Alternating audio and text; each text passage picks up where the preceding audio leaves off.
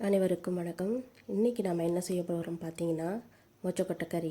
இது பச்சை மொச்சக்கொட்டை கறி இல்லைங்க, இது காஞ்ச மொச்சக்கொட்டை கறி. காஞ்ச மொச்சக்கொட்டையை நம்ம வறுத்துட்டு உடனே கறி வைக்க போகிறோம். ஏன்னா இன்க்ரீடியன்ஸ் எதுவும் சொல்லாமல் நேராக வீடியோக்குள்ளே போயிட்டேன்னு பார்க்குறீங்களா? நம்ம ப்ரிப்பேர் பண்ண வேண்டியது இந்த மொச்சக்கொட்டையை தாங்க. அதனால தான் நான் இதையே ஃபர்ஸ்ட்டு ஸ்டார்ட் பண்ணிட்டேன். இன்றைக்கி நான் 1 கப் மொச்சக்கொட்டை எடுத்திருக்கேன்.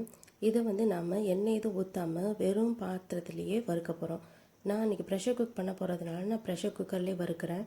உங்களுக்கு வேணும்னா வேறு பாத்திரத்தில் நீங்கள் வறுத்து எடுத்துகிட்டு அதுக்கப்புறம் ப்ரெஷர் குக்கரில் போட்டு நீங்கள் ப்ரெஷர் குக் பண்ணலாம். ஃபயர் மீடியம் ஃப்ளேமில் வச்சு இதை வறுத்துக்குங்க. ரொம்ப அதிகமாக அனல் வச்சிங்கன்னா உள்ளே வேகாது, வெளியே மட்டும் கரெக்டாக கருப்பான கலர் கிடச்சிரும் நம்மளுக்கு. ஆனால் அந்த மாதிரி வெந்தால் நல்லா இருக்காது. நம்ம வறுத்துட்டு அதுக்கப்புறம் ப்ரெஷர் குக்கரில் போட்டோம்னா நல்லா சாஃப்டாக வெந்துடும். கறியோட வாசமும் ரொம்ப நல்லாயிருக்கும். பாருங்கள், இந்த அளவுக்கு வதங்கினா போதும், இந்த அளவுக்கு வறுத்து எடுத்துட்டோம்னா போதும். பாருங்கள், அழகாக கருப்பு கருப்பாக மேலே வந்துருக்கு பார்த்தீங்களா? அதுதான் நம்ம அந்த கறியோட வாசமே. அதனால் நம்ம இந்த அளவுக்கு நீங்கள் வர அளவுக்கு வறுத்து எடுத்துக்கோங்க. வறுத்த மொச்சக்கொட்டையை வேறு பாத்திரத்தை ட்ரான்ஸ்ஃபர் பண்ணிடலாம். திருப்பி நான் அதே ப்ரெஷர் குக்கரை நல்லா கழுவி வச்சுருக்கேன். நம்ம வறுத்த மொச்சக்கொட்டையை ஒரு தடவை மட்டும் நல்லா கழுவி எடுத்துக்கலாம்.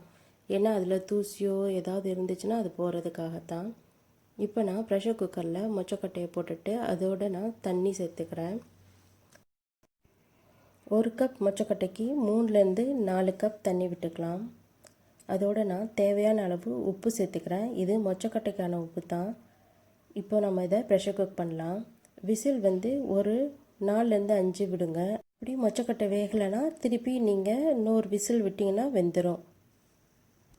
வாங்க இப்போ கறி வைக்கிறதுக்கு என்னென்ன பொருட்கள் தேவைன்னு பார்த்தலாம். புளி நான் 5 நிமிஷம் சுடு தண்ணியில் ஊற போட்டு வச்சுருக்கேன். சின்ன வெங்காயம் ஒரு 10 நம்பர் 2 வெட்டி வச்சுருக்கேன். பூண்டு உங்களுக்கு எவ்வளோ தேவையோ அவ்வளோ சேர்த்துக்கலாம். மீடியம் சைஸ் தக்காளி 1 நான் சின்ன சின்னதாக வெட்டி வச்சுருக்கேன். உப்பு தேவையான அளவு. இது கோழி இறைச்சி மசாலா தூள், மஞ்சள் தூள், ஒரு கத்திரிக்காய். அப்புறம் நான் நிலக்கடலையை நல்லா கழுவிட்டு ஒரு மணி நேரம் முன்னாடியே ஊற போட்டு வச்சுருக்கேன். உங்களுக்கு வேணுன்னா சேர்த்துக்கலாம், இல்லாட்டி வேணாம். கத்திரிக்காயை நீளமாக வெட்டி நான் எண்ணெயில் வதக்கி வச்சுருக்கேன். எண்ணெயில் வதக்கி சேர்த்தா ரொம்ப நல்லாயிருக்கும். இது நான் தேங்காய் பாலுக்கு பதிலாக வெங்காயத்தையும் தக்காளியும் ஒரு லேசாக வதக்கி அரைச்சி சேர்த்துக்குவேன். உங்களுக்கு தேங்காய் பால் வேணும்னா இந்த ஸ்டெப்பை ஸ்கிப் பண்ணிவிட்டு நீங்கள் தக்காளியை அப்படியே கறியில் சேர்த்துக்கலாம். எப்போதும் ஒரே மாதிரி வைக்கிறதுக்கு நீங்களும் இந்த மாதிரி ட்ரை பண்ணி பாருங்கள், கண்டிப்பாக நல்லாயிருக்கும்.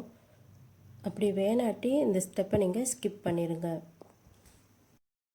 இது தாளிக்கிறதுக்கான வெங்காயம். சின்ன வெங்காயத்தை நான் 4ஆக வெட்டி வச்சுருக்கேன்.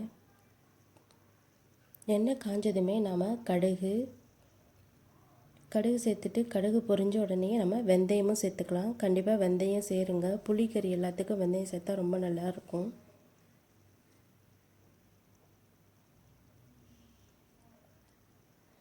வெந்தயம் 1 ஸ்பூன் சேர்த்துருக்கேன் நான். உங்களுக்கு நிறையா பிடிக்கும்னா நிறையா சேர்த்துக்கலாம் நீங்கள். வெந்தயம் போட்டு லேசாக வதக்கின உடனேயே நம்ம வெட்டி வச்சுருக்க வெங்காயத்தை சேர்த்துக்கலாம். வெங்காயம் இந்த மாதிரி கொஞ்சம் பெருசு பெருசாக இருந்துச்சுன்னா ரொம்ப நல்லாயிருக்கும். இப்போது 1/2 டீஸ்பூன் மஞ்சள்தூள் சேர்த்துக்கிறேன். அதோட இறைச்சிக்கறி மசாலா தூளை நான் இதை சேர்த்துக்கிறேன். நான் இன்றைக்கி 5லேருந்து 6 ஸ்பூன் மசாலா பவுடர் சேர்த்துருக்கேன். உங்களுக்கு கறி எவ்வளோ வேணுமோ அதுக்கு தகுந்த மாதிரி நீங்கள் உங்களுக்கு சேர்த்துக்கோங்க.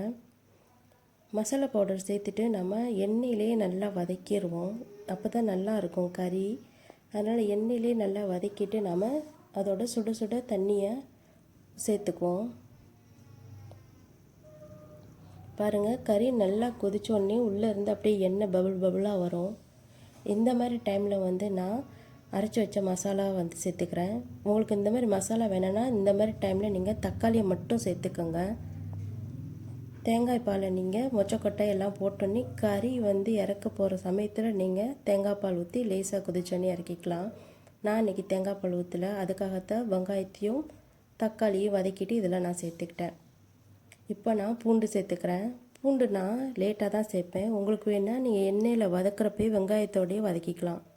அதோட தேவையான அளவு உப்பு சேர்த்துக்கிறேன். உப்பு சேர்த்துட்டு உங்களுக்கு எந்த அளவுக்கு தண்ணி வேணுமோ அந்த அளவுக்கு தண்ணி கொஞ்சமாக சேர்த்துக்கோங்க.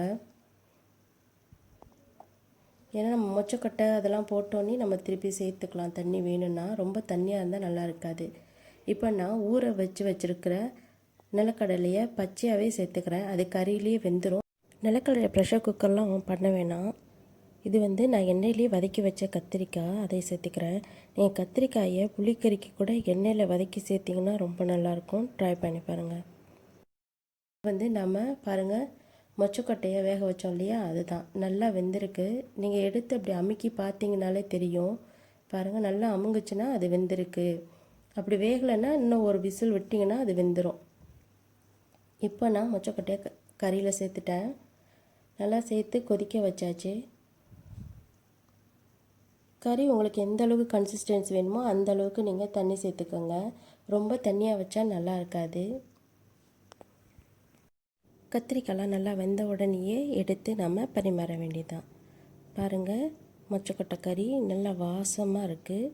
நீங்களும் கண்டிப்பாக ட்ரை பண்ணி பாருங்கள்.